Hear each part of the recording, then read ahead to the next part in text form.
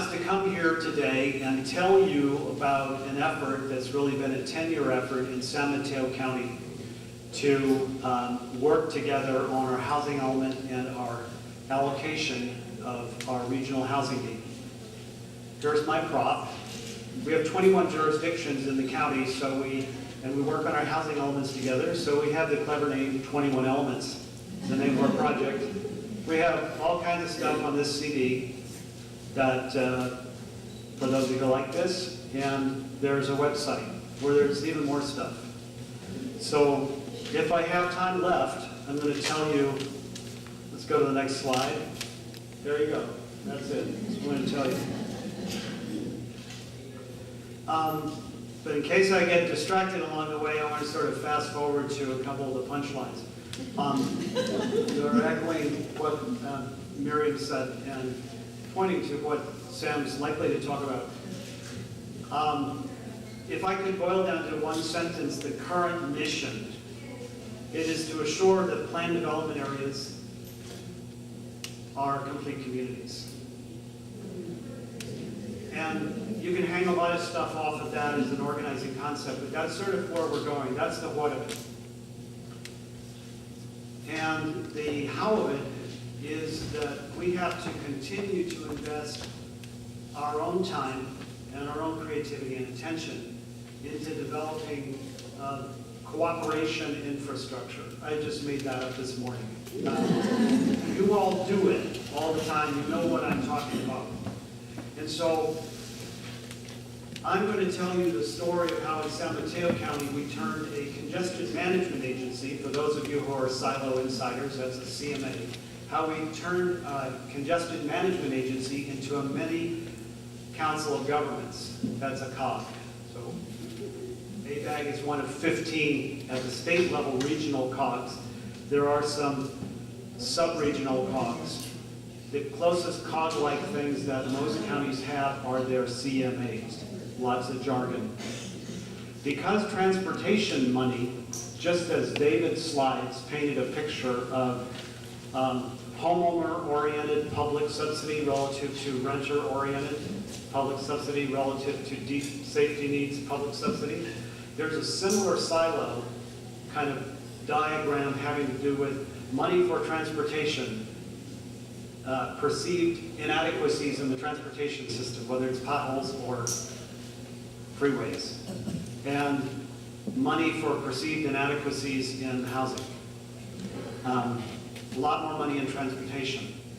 In the devolution of power, in the finding the balance between closely guarded local control, autonomy over zoning, and who lives next door, and what the thing on the corner looks like, and the need to cooperate on a regional basis, the middle layer, which is roughly in the Bay Area around county size, is gradually being developed in the same way that ABAG just, what are we at, the 50th anniversary, the 75th, 50th? Okay. So we are younger in the art of installing that middle layer, but it's every bit as important. And so this is one example of that. Let's go to the next slide.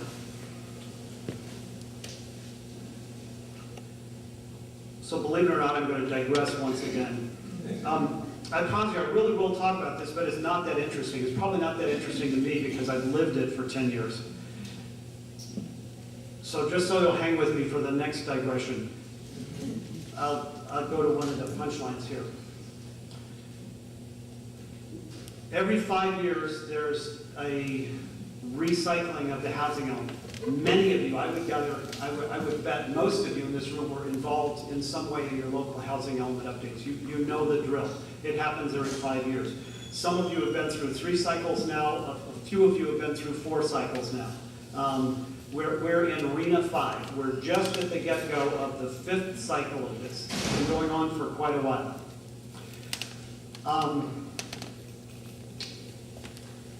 If a local collection of jurisdictions did not, by August 31st passed, say we're going to act as a sub-region to take our collective allocation of housing and figure out amongst ourselves how to sub-allocate, then you don't get to do it until the next time round. The next time round will be Arena 6. For the bad boys who didn't do their Arena 5, it'll come in 4 years. For everybody else who does their Arena 5, it won't come for 8 years. And so basically very few of the people who are involved in this and steeped in this are going to be around for Arena 6. Which is to say this particular mechanism, forming up a subregion to do a housing allocation, it's an interesting story, but it's kind of a lame duck story at this point. The how we did it is kind of interesting, but who can do it? You can't do it if you didn't sign up by August 31st. So to me, the value in it is that it's a representation of the kind of thing that's worth doing, even though the artifact itself is somewhat passé at this point. Oddly, because we haven't even started our work for Arena 5. So presumably you all can read, or read reasonably well enough, and can you see from the back of the room? That's what we did. There's nothing more to it than that. The region gave us a glomp of units, 16,000, and said, y'all figure it out. There's some rules and some state law governing that, but that's basically what the deal was. How am I doing on time? That's great. Okay, so, that other digression. I just turned 60 this year. As I scan the room, I'm guessing I'm kind of in the middle of the pack here.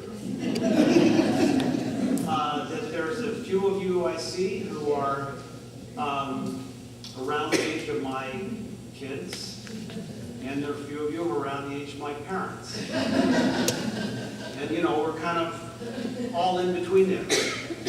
And because this is a league day, I'm guessing the fact that you're thoughtful, engaged citizens, activists, I would say, most of you, fairly high probability that a good number of your children are as well, and a fairly good probability that a good number of your parents before you were. It's the way it works. It's social infrastructure.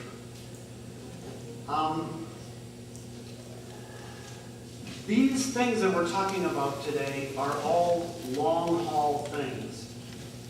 And they take long-haul processes and structures, and some of the most important structures are social political structures.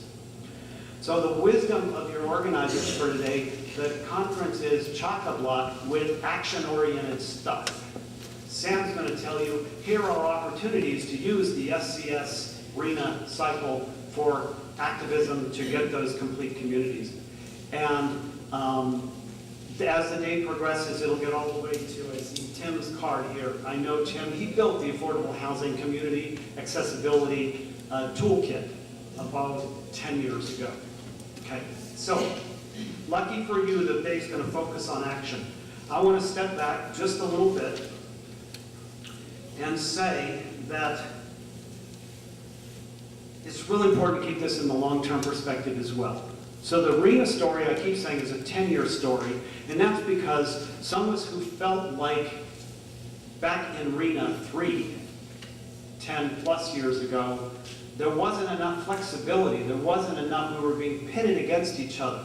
We were all the time banging on ABAC. There were 110 jurisdictions, all picking up the phone and calling, you know, Paul Faziger and all the other people there that many of you know, saying, yeah, our number's wrong, you did it mentally wrong, and da-da-da-da. And there's like 6 people there. And there's like 6 people in each city calling them from 110 cities. And we said, you know, there's got to be a better way. And so we got some state law changes with ABAG's help and a lot of people doing a lot of stuff for a long time. By the time the RENA 4 came around, we got the right to form a subregion at the county level. Yeah, I mean, everybody got the right together. We just happened to be the only county that did it. And that wasn't because we were especially, you know, wise and foresightful and generous and all those things, because we've been working on it for 5 years. And so, not surprisingly, in this RENA cycle, we're not the only ones. There are two more. And a few, like, sub-efforts that are kind of a good approximation of that. So it's coming along. But I want to embed the 10-year story and a 40-year story, which I won't take 40 years to tell. But in the 60s and the 70s, a number of you, I was in junior high school, I was carrying petitions for some of these things. A number of you formed a whole collection of conservation organizations in the Bay Area. And you'll know the names of your local organizations, you know the names of the regional ones, Greenbelt, all those. At the same time, and literally, at least in our county, many of the same people formed a whole collection of very strong affordable housing organizations. You have Bridge and Midpen and Eden and EAH and you know, the whole pantheon of organizations. All of those organizations have at least 3,000 units under their belt, and some of them have as many as 10,000 units of affordable housing developed. It turns out that the affordable housing development was much more expensive and much more harder than the open space preservation. But the basic construction, that there would be PDAs, planned development areas, and PCAs, priority conservation areas, that bifurcation of what happens if you have lots and lots of people coming to a great area with a good economy, that it's going to put pressure on open space and it's going to force people with less incomes out. I mean, that was kind of obvious, kind of 80 years ago and kind of 40 years ago. A bunch of organizations were formed to do something about that. Currently in San Mateo County, we swap about 6,000 people a year. Our population is growing, but growing very slowly because we don't really build too much more housing, so not too many people can stay unless they're willing to crowd in. But what we do is about 6,000 people who can afford to live there each year kind of drift in, and about 6,000 people who can't afford to live there drift out. And here's our taboo little secret that makes me sad. I think about it every time I go to celebrations of life for the many activists that I have worked with for over 30 years in East Palo Alto, because those celebrations of life where I get together with people I haven't seen in 10 or 20 years are in Lodi. We have exactly 24 units of cost-restricted, affordable assisted living in San Mateo County. Exactly 24 units. So, final sentence. This is my final sentence. You want to know what we did and how we did it, and look at all of our really interesting databases of sites and affordable housing policies and all that, just get the CD, it's back there, or go to the website.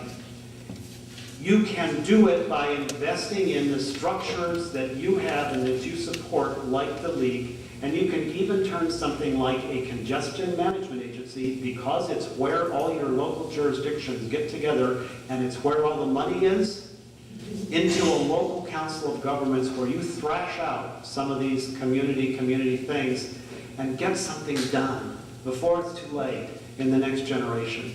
Thank you.